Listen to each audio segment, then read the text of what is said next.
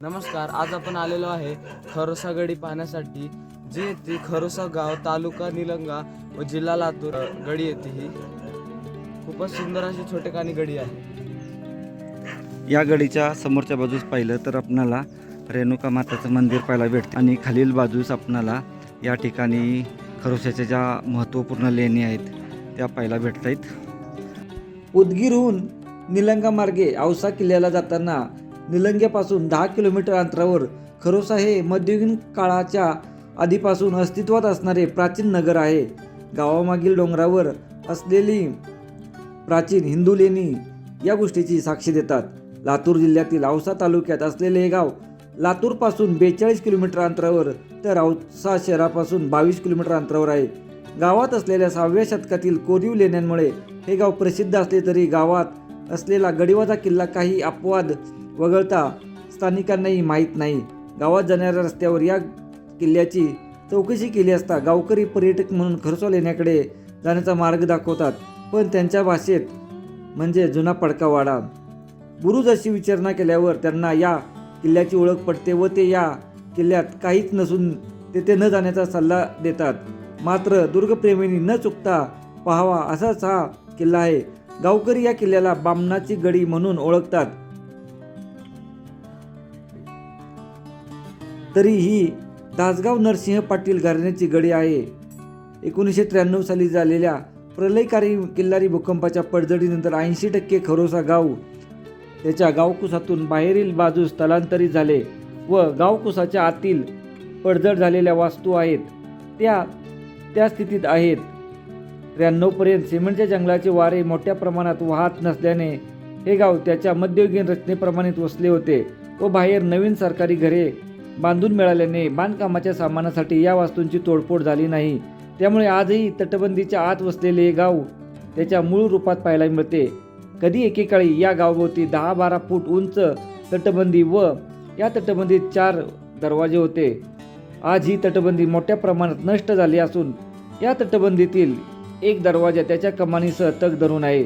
नवीन खरोसा गावातून जुन्या गावात असलेल्या या किल्ल्याकडे जाताना नगरकोटाच्या या दरवाज्यातून आपला गावात प्रवेश होतो व आपण मध्ययुगीन काळात पोहोचतो. दरवाजाच्या आतील बाजूस पहारेकऱ्यांची देवडी असून उजव्या बाजूच्या एक चौताऱ्यावर वेशीवरील मारुतीचे मंदिर आहे. या मंदिराच्या आवारात काही प्राचीन शिल्प पाहायला मिळतात. येथून एका वेळी 2 बैलगाडी जाऊ शकतील अशा वळणावळणाच्या रस्त्याने बरीचशी अंगणे, जुनी घरे व काही वाडे पार करत आपण किल्ल्यापर्यंत पोहोचतो.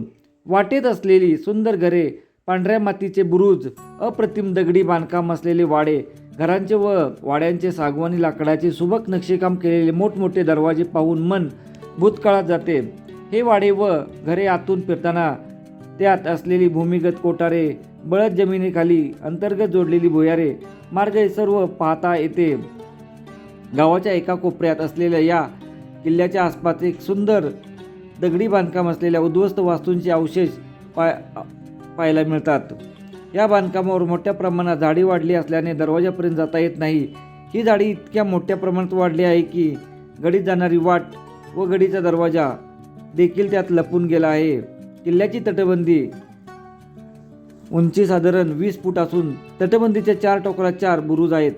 किल्ल्याच्या तळाशी असलेले 7 ते 8 फूट उंचीचे तटबुरुजांचे बांधकाम मोबाडदोबाड दगडांनी केले असून वरील बांधकाम पांढऱ्या चिकणमातीने केलेले आहे. झाडीमधून वाट काढत आत गेल्यावर जमिनीपासून काहीशा उंचीवर असलेल्या किल्ल्याचा लहानसा पूर्वाभिमुख दरवाजा दिसतो. या दरवाजातून आत आल्यावर किल्ल्याच्या आतील बाजूस देखील मोठ्या प्रमाणात झाडी वाढलेली दिसते. आतील बाजूने तटबंदीवर जाण्यासाठी पायऱ्या असून या पायऱ्या अर्धवट कोसळल्याने तटावर जाण्यासाठी दुसऱ्या बुरुजाला लागून एक शिडी ठेवलेली आहे. सध्या या बुरुजावर नव्याने पेराचे स्थान बनवलेले आहे. किल्ल्याच्या आतील परिसर पाव एकर असून आतील सर्व वास्तूंची पडझड झाली असून केवळ भिंती शिल्लक आहेत.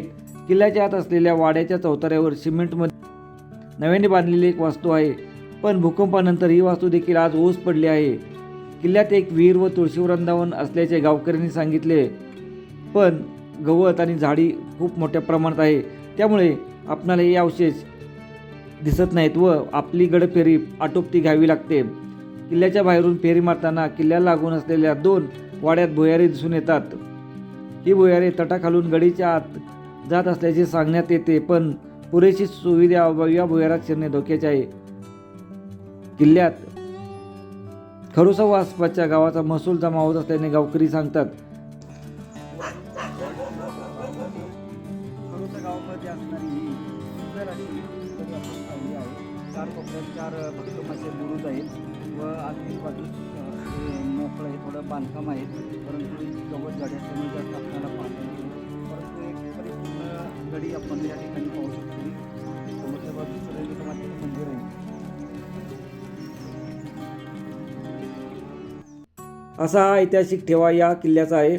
खरोसा गावामध्ये आल्यानंतर आपण खरोशाचा किल्ला तसेच खरोशाची लेणी व रेणुका मातेचे मंदिर आपण जरूर करावे हीच एक विनंती आहे. धन्यवाद. जय हिंद, जय महाराष्ट्र.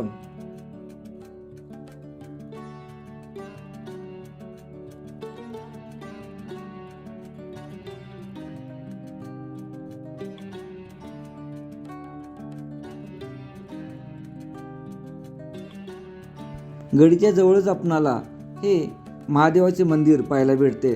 तसेच या ठिकाणी 2 समाध्याही पाहायला भेटतात व हा परिसर सुद्धा आपणाला गडीगतच वाटत आहे. सुंदर अशी याची तटबंदी आहे. पाहू शकतो ही समोरच्या बाजूस 2 त्या समाध्या आहेत. आणि आता आपण महादेवाच्या मंदिरामध्ये जाऊन दर्शन घेऊ. हेमाडपंथी मंदिर आहे. अतिशय सुंदर असणारे मंदिर आहे. खरोसा गावात आल्यानंतर ही मंदिराला आपण निश्चितच भेट द्यावी. गडी, लेणी आणि मंदिर ह्या खरोसा गावातील वास्तू आहेत. सुंदर गाव आहे व 93च्या भूकंपामध्ये जे घरं पडलेले आहेत तेही आपणाला पाहायला भेटतात.